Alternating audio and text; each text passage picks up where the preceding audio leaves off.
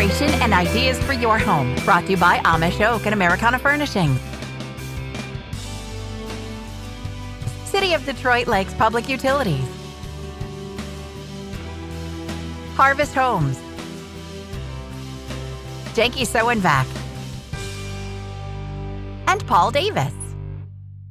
Hi, I'm Josh from Detroit Lakes Public Utilities, and I'm here with Scott Gilbertson, the Water Wastewater Supervisor, and we want to talk about the new proposed wastewater treatment facility. Thanks for being here, Scott. Thank you, Josh. Well, you want to give us a little history of the wastewater plant, kind of as we stand right now? Yeah, the original wastewater plant for Detroit Lakes was built about 90 years ago in 1929, and through the years, it's been through several upgrades from 1942, 1960s, the last one being in 1995. That was the last significant wastewater treatment facility upgrade. Okay. Now, Scott, what's the driver of the proposed facility? Is it growth? Is it aging infrastructure? What are we going after here? It's a combination of those two, along with a new limit in our permit. We're currently, in our existing permit, we have a 1 milligram per liter phosphorus limit. Okay. That 1 milligram per liter limit has been reduced by 94%.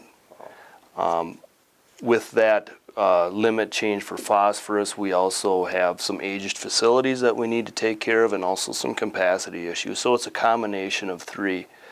The main driver in the permit was the compliance schedule, which kind of outlines how we should tackle the new proposed phosphorus limit. Okay. And gives us a time frame of how to go about that process. Okay, great. Where's the new wastewater facility going to be located? With this process, we had to go through a facility plan. Okay. So an engineer and staff actually sat down and we went through the whole facility plan, and we looked at a number of different options. Do we keep the new wastewater facility here on site? Do we buy a new piece of property and pump the water there? Okay. Do we try to change effluent locations to try to mitigate the decrease in the phosphorus limit?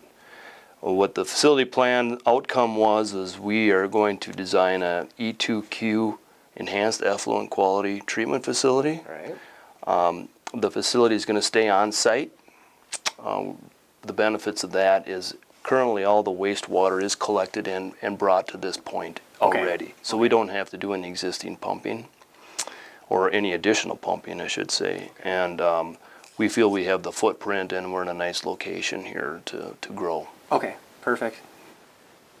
Do you want to talk about sort of where the wastewater goes from this plant? I know we've got the map up here. Mm-hmm. Do you want to kind of talk about that, regional water quality, some of those issues? You bet. The driver for the 94% phosphorus reduction is actually St. Clair Lake, which is located on the map right there. It's a smaller lake, but St. Clair Lake was found to be impaired for phosphorus. And when there's a body of water that's found to be impaired, they will issue a waste load allocation based upon water quality effluent limits and total maximum daily load studies. That's where our limit was derived from.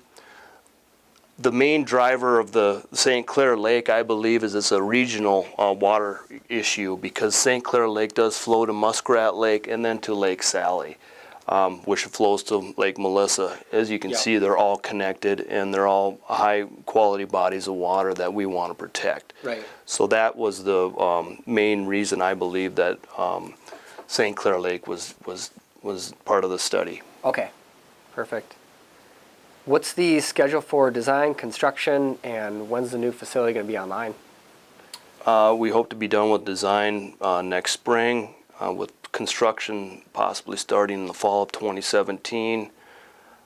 We could commission the facility to start up, I would say, sometime in 2019. Okay. So that's going to come fast then. We got a lot of work to do in a year and a half, and then the hard part of the construction is keeping all of the existing processes online while constructing is going to be the challenge. Okay. And everyone's going to ask, what are the costs and who is going to pay for it? We're a utility. It's going to be ratepayers paying the bill for this facility. The facility estimated costs are around $30.5 million. Okay. We're actively pursuing any grant monies available. We already know we qualified for PFA loans, which are very low interest loans. Okay, great. And also we're part of on the bonding bill of this session. And we're hoping to secure $15 million from that session as Okay, well. great. So the rates, if you're an average family of 4, you're currently paying about $36 a month for wastewater. Depending upon how many grants we end up securing, it could go up 25-30%, or it could double. We don't know that yet. Okay. So that's something for people to kind of be aware of, I think. It's something that we're trying our darndest to keep the rates as low as we can. Yep. But the other issue is once you pay for this $30 million expenditure, you also need to start saving for the reconstruction or the next one. the next capital costs. So that's state law. So you kind of get a double whammy right off the beginning, right off the start. But Okay. Well, thanks, Scott. That was great information. I know this is a huge issue going on right now.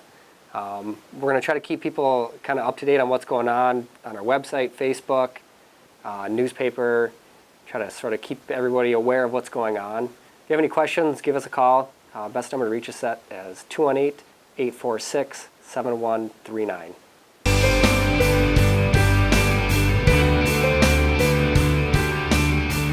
Thank you for watching For the Home, brought to you by Amish Oak and Americana Furnishings. City of Detroit Lakes Public Utilities. Harvest Homes. Janky Sew and Vac. And Paul Davis.